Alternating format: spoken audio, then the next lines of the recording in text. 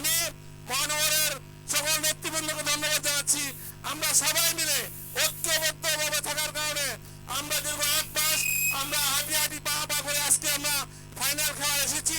আপনাদের সকলের সহযোগিতার কারণে আমরা এগুলো করতে পেরেছি।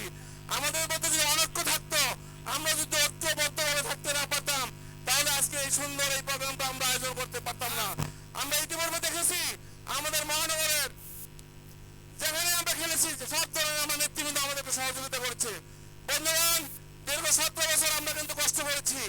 এই 17 বছর ফুটবল খেলা বলেন, ক্রিকেট খেলা বলেন, বাংলাদেশের সকল খেলার মাঠ থেকে সবগুলো খেলা বিলুপ্ত হয়ে গিয়েছিল।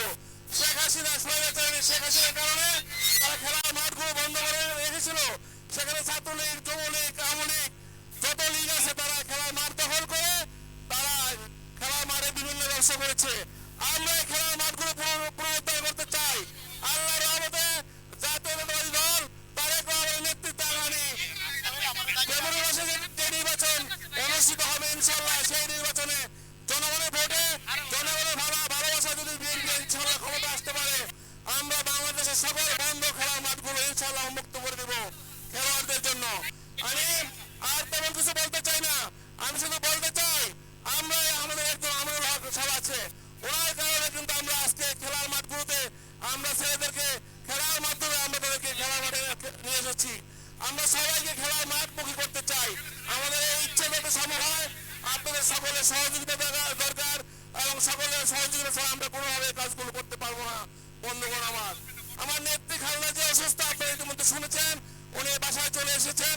আমরা ওনার জন্য দোয়া করতে চাই। আপনারা দেশবাসীর কাছে দোয়া করবেন আমার নেত্রী যেন অনতিবিলম্বে সুস্থ হয়ে আমাদের পার্টির হাল ধরতে পারে, বাংলাদেশের গণমানুষের পাশে থেকে বাংলাদেশের গণমানুষের সেবা করতে পারে। আমার নেতা বিএনপির ভারপ্রাপ্ত চেয়ারম্যান তারেক রহমানকে এই দেশ থেকে স্বৈরাচারী শেখ হাসিনা মিথ্যা মামলা দিয়ে দেশ ছাড়া করেছিল। আল্লাহর রহমতে জনগণের ভালোবাসায় সকল মামলা ইতিমধ্যে প্রত্যাহার হয়েছে। সকল মামলা থেকে উনি আদালতের মাধ্যমে খালাস পেয়েছেন।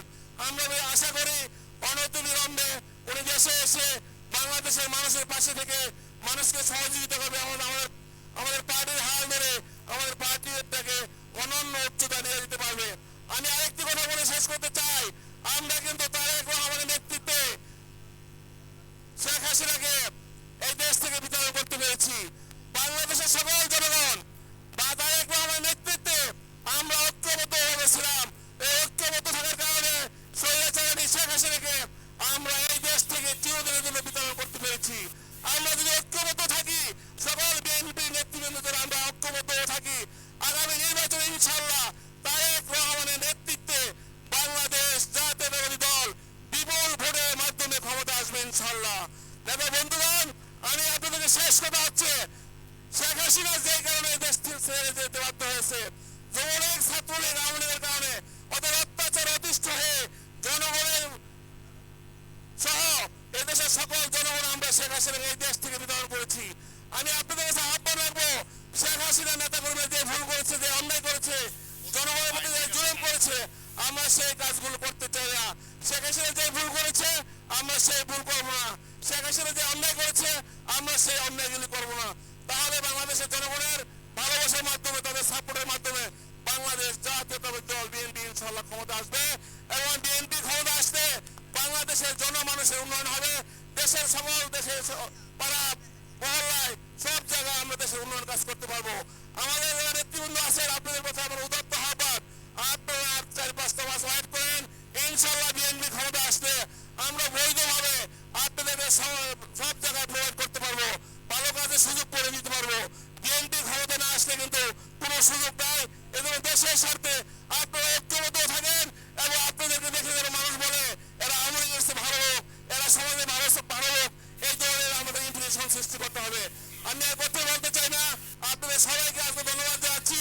বিশেষ করে ঢাকা মহানগরের প্রত্যেকটা প্রান্ত থেকে আমাদের নেতৃবৃন্দ বিপুল ভাবে আমরা এখানে উপস্থিত হয়েছি। আমি বলতে চাই আজকে ঢাকা মহানগর বিএনপির পক্ষ থেকে আমরা যে খেলাটা আজকে ফাইনাল খেলছি, এর অনেক সময় হয়েছে, অনেক সুন্দর হয়েছে। এই জন্য আপনাদের সবাইকে ধন্যবাদ জানিয়ে আমি আমার কথা শেষ করছি। খোদা হাফেজ। বাংলাদেশ জিন্দাবাদ। আসসালামু আলাইকুম।